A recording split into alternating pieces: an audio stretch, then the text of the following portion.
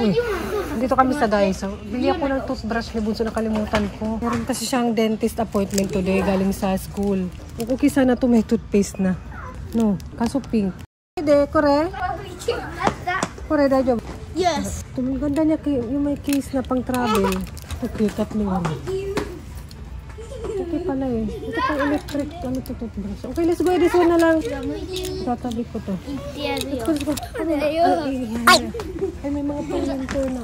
Madali kami dahil dentist appointment. Bibilisan ko to. Ito pang winter din. Here's my coin. Ano ba naman kayo?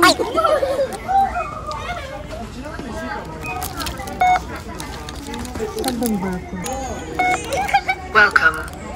Please select whether you wish to purchase a shop and please scan your items. Insert cash or credit confirm payment button.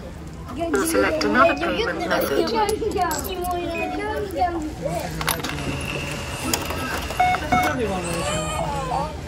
Okay.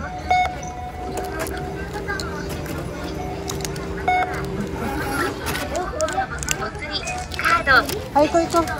Ang mga pang-Christmas na. Ate, watch, oh. Ate. Oh, pang-Christmas na, oh. Ay, Halloween. Halloween saka Christmas magkatabi. Tingnan natin dito. Yung, oh, pang-Pasko na. Let's go. Let's go. How can go? Here, down. Come on. Oh, sige. Diyan kayo magharutan sa may hagdan. Oh, hindi tuloy ginawa. Sinabi ko tuloy magharutan sa may hagdan, hindi magharutan. Baliktad. Kung anong pinagbabawal, yun ang gagawin. Ano first? Toothpaste. What is this? You will put toothpaste lips. Okay. Oh my god. Ew. Yung mag-brush wala. Okay.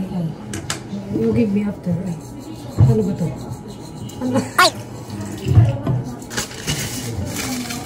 Pawisan ako. Kahit malamig.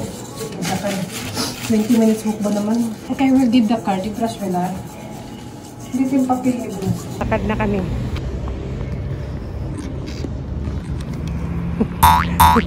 Ay! Yeah, what's that?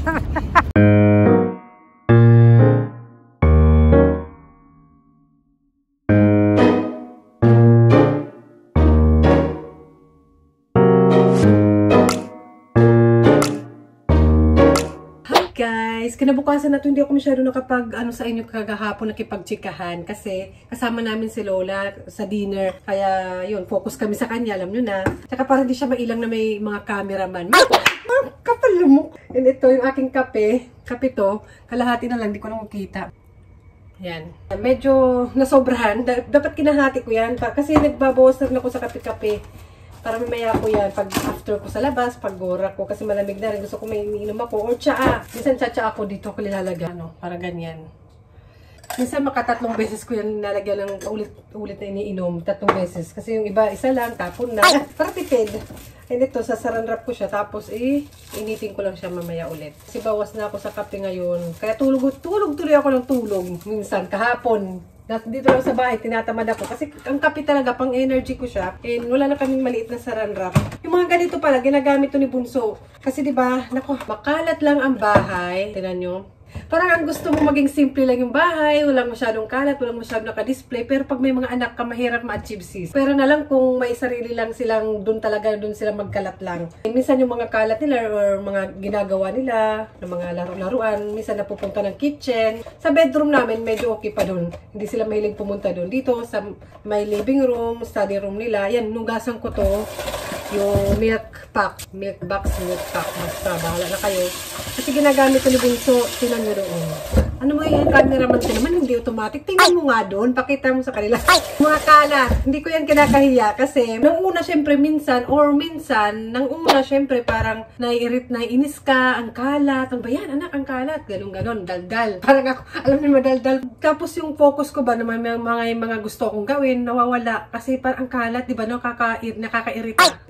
Parang di totoo. Pero naisip ko, at least bawas ng screen time. Diba? Ito, ano ko to, dry ko to dito. Ito yung mga ganito, yung galing sa pinagkainan ng ice cream, diba? Tinatabi niya yan, hinugasan ko niya yan, tapos siya mismo naghugas, tapos nalagay niya dyan. Ito, tatabi ko to. Tinatanggal ko lang yung ganito na. Pero parang papel siya, oh. Baka mamaya masugatan yung bata. Yung bata, ayan, ligpit-ligpit lang ako today. Pero mamaya baka gumora din tayo. Ayan, dami kong gustong gawin, pero hindi mo magawa. Alam mo, parang gusto ko na mahiga. Ganun. Wala akong racket today. Parang 2 years ago, 1 year ago, parang dami kong racket almost every day. Ngayon parang nabawas ako. Ayoko na masyadong kasi nga dahil, di ba? Kaya okay na ako ngayon kasi balance ko yung aking life. Yung aking panahon. Yung panahon, binabalance ko kasi para naman di ako masyadong ma-stress. Tsaka yung aking sakit, diba, sa likod. Sabi ng doktor, wag daw ako pa-stress. Tapos balik ako doon pag ma-stress ako. Mental sick. Hindi siya. Sa hernia ako, diba? Dito. Ayan. Sabi ng doktor, go out with friend, relax. Ayun, nag-okay nga, effective. Huwag ko daw pagurin masyado yung katawan ko. Ituloy ko daw yung pagiging happy. Ano ba? Ituloy ko kayang paglilinis para may matapos tayo. Saka yung pet barrel. So, minsan ginagamit to ni Bunso kaya pinag-iisipan ko kung itatapon ko ba. Kasi pag lumalabas ako, sinasabay ko to sa mga supermarket. Pwede mong tapon. Okay yun dun kasi doon naman ako bumibili nito. Kaya ibang matatanda ganun ginagawa para hindi may stock yung mga pet bottle. Ayan, tapos ito yung teacher ni Papa. Hi, Paris, whiskey. Ubus na niya. Parang ang tao kasi may parang hiyang lang sila na alak. Minsan may tao na nahihilo pag uminom sila ng tsuhay, beer. Masakit sa ulo nila kinabukasan. May mga tao na hiyang si Papa hiyang daw siya dito. Kaya pala lagi ito binibili niya.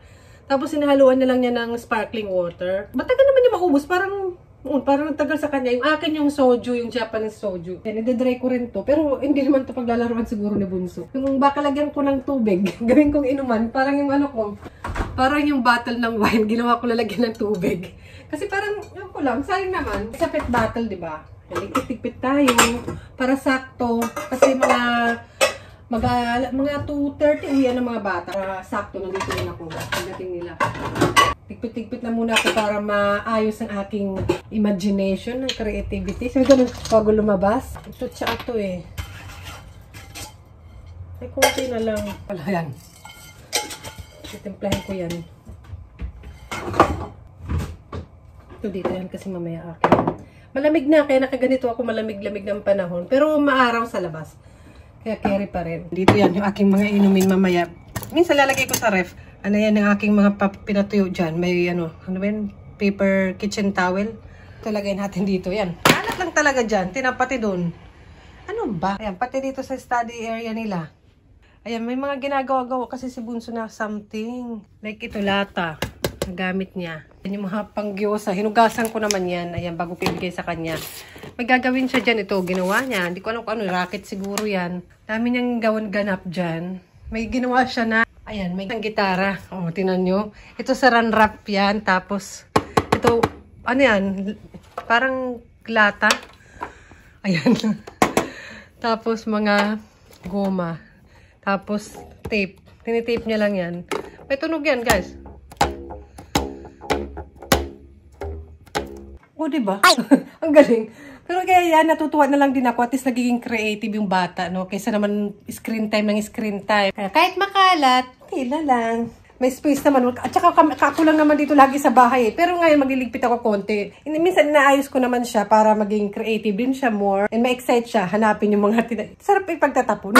One time, tinapon ko yung mga yan. Galit na galit si Bunso. Parang tinatakwil niya na akong bilang ina. Ganun. And ito, goma lang pabilihan siya. Ito yung pet bottle naman yan. Kaya hinahayaan ko na lang din. Kasi naman, di ba, puro tablet, screen time, ang bata. Sanay din sila dito yung ang init. Dagdag ko kasi sa school, yung dito, yung kinder kasi dito guys, parang hindi puro aral. Parang wala mo ng academic. Ano ba tawag doon? Basta wala mo ng aral-aral masyado kahit magsulat nga eh. Drawing, madalas yung pagpe-painting, art, more on ganun, play with friends, sa labas, sports, ganun, more on ganun yung kinder nila dito sa Japanese kindergarten. Likpit-likpit. Yung parang disposable chopstick. Siguro parang nakita ko to sa TikTok na para magkarugtong yan eh. Yung guhit, tatanggalin, pwede mo siyang tanggalin ganyan kung wala yan. Para daw may lagyan ng ganito.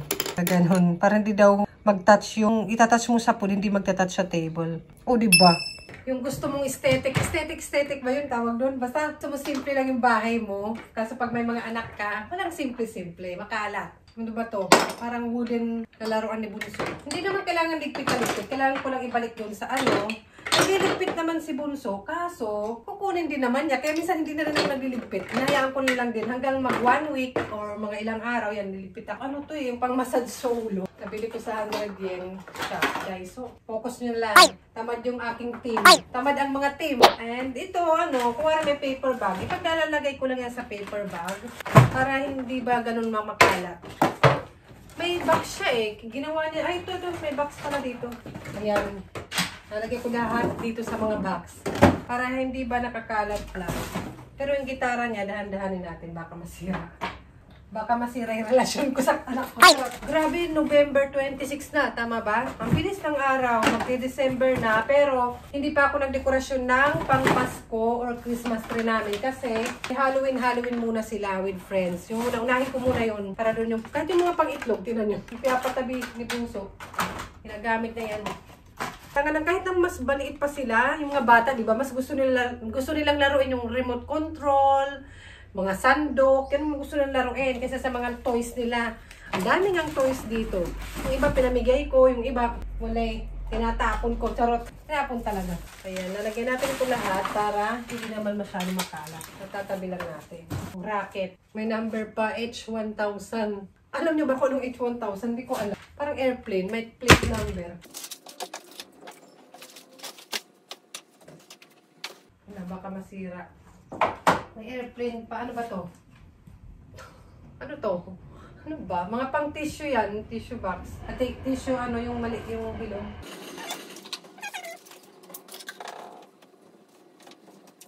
Iba tatapon ko. Parang hindi naman kailangan.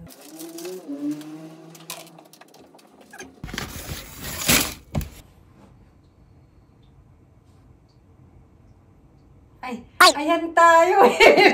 Naglilinis, naglilinis ba o nagsiselfon-selfon? Hindi, dyan yung cellphone ko. Inulit ko lang kasi ganyan minsan nangyayari. Minsan, madalas. Yung naglilinis ka, tapos biglang tumingin ka sa cellphone mo, hala, hanggang sa nakahigmigahan na sa sofa, gumanon na. May tulog na. Hindi, dyan yung cellphone lang siyang laman. Inulit ko lang. Yung talaga reality, pero parang ganun ang realidad kanina na may ginagawa ako or kailangan lumabas ako, nag-cellphone. Hindi, shout out sa aking replyan. Pasensya na kung di ako nakaka-reply or nakakapag-message agad. Siguro relate kayo dyan. Sa mga nanay dyan or sa kahit naman sino, di ba? Busy-busy ng person. So, ganun. Kasi minsan, kakanood ko ng mga reels or nakakalimutan ko, nare-replyan ko pala yung message or may ka-chat pala ako or nag-i-edit kasi ako. Madalas nag-i-edit, nagbablog. So, hindi ko na-check yung mga message, ganun. Actually, pasensya naman, mga sis, mga aking mga Tapos, madalas, ka-video call ko yung aking pamilya sa Pilipinas. So, minsan may nakita akong nag-pop out na message, ganun, di ba? Minsan, gumagano, napapakita, notification.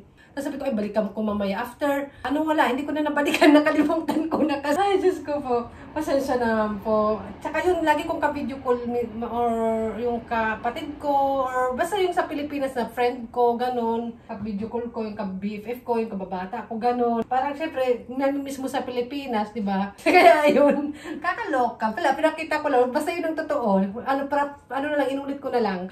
Yun lang. Ate, sinabi ko, di ba? Ganun, linis na. Yung aking phone case. Kailangan ko naman na sigurong palitan, pero okay lang yan. Ayan. Lagay na, balik na. Yan, marami pang mga boxes dito. Study area nila to dito. Nahanap ko pala yung pang Halloween. Bibili sana ako, okay pa to. Simula ng pa nila, 4 years ago. Nandito pa. Kasi naman itapon, di ba? Hindi pa naman. Dito ko nilang siguro tatambak yan. Wala naman ibang tao dito sa bahay. Yan, dami nilang laruan. Sa susunod magde-declutter ako. Tatapon ulit ako. Nagtapon na ako. Marami yan. Marami. So, table naman nila. Nagliligpit naman din yan sila, kaso hindi sa ligpit na gusto ko. Pero kailangan importante, tapusin nila yung mga homework nila. Kasi busy rin sila, meron silang after class na, after nila sa elementary, alis pa yan sila, may mathematics, sila ito common, ang tawag doon. Tapos sa weekend, may lesson din sila. Pagkakauwi nila, halos wala ng oras, kailangan nila tapusin yung mga homework. So yung paglilinis, ayoko na lang masyadong obligahin. Basta yung mga homework, unahin nila. Kasi alam naman ako yung mag-homework, di ba? Alam naman ako yung magsagot ng homework nila. Tsaka para may gawin din naman ako. Hindi naman nila talaga obligasyon, di ba? Yung ibang bahay nga, nalilinis ko, bahay namin hindi. Yung aking racket. Diba tinatapon ko? Pero iba ito sa tissue paper. Iba yung mga ganito na cut-cut na tapon. Tapon! Pinagpawisan na ako. Exercise din. Diba? Siyempre, sino ba naman ang ayaw ng mailinis, maayos na bahay? Siyempre, lahat naman tayo yan ang gusto. Pero, alam mo naman, itali ko yung mga anak ko para hindi magkalat. Kaya nga may bata eh. Gusto ko ma-experience nila maglaro. Dati naman, wala akong mga laruan na ganyan. Ganun. Pero dati ng kabataan ko, siyempre, larong labas ang laro ko, mga kaibigan. Magkakalat din naman, kakalat din naman nila yun. Ang pinakamakalat si ate. Kasi madami niya mga kung anik-anik, mga kaway-kaway. Si Bunso, medyo ano pa doon. Okay pa. Naganda na ako ng plastic para pag may kailangan itapon. Yeah. Siguro okay na, magbabacuum na lang ako. Yung karamihan naman yung mga tape lang yung kailangan na vacuum. Ito yung mga dumikit na tape ni Bunso. And yung buhok ko, ayan.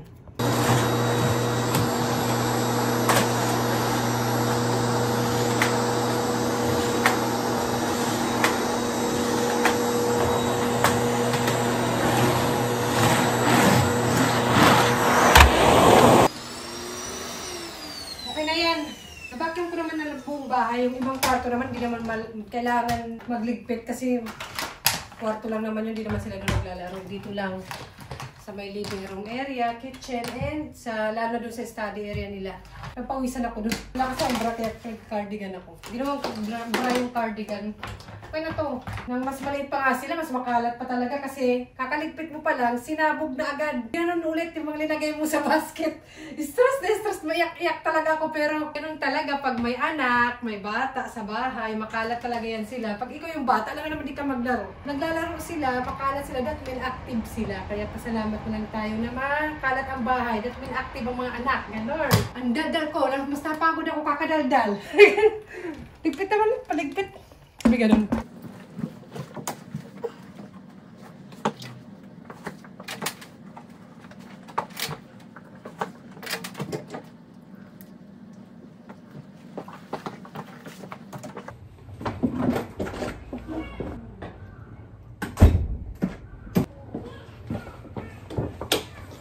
Ano ba? Wala yung aking cameraman eh.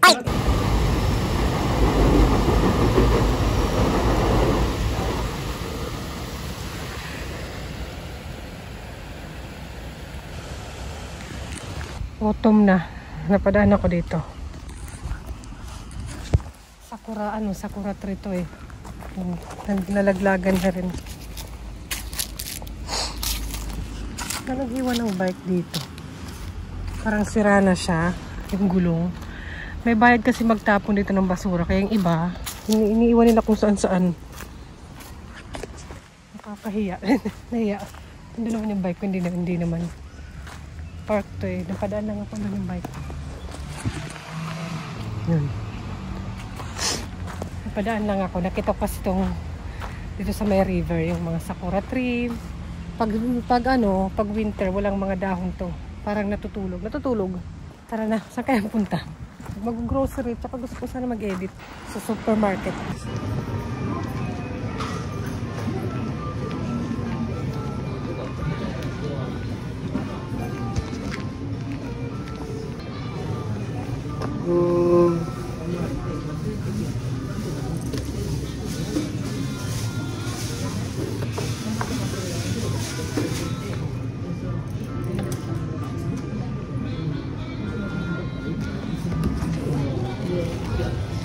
Ito ako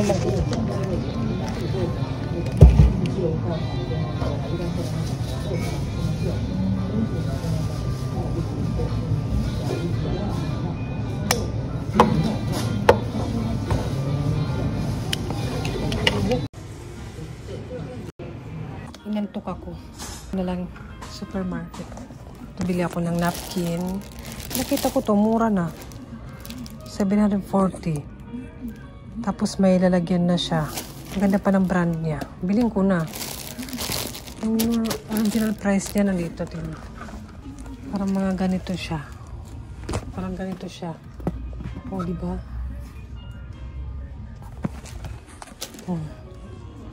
Mura na niya. Bili ako ng saran wrap. Ang palimutan ko. Yan.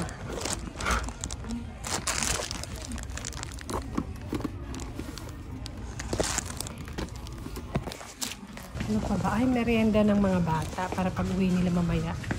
Ano kaya? Ay, parang stick ko dito.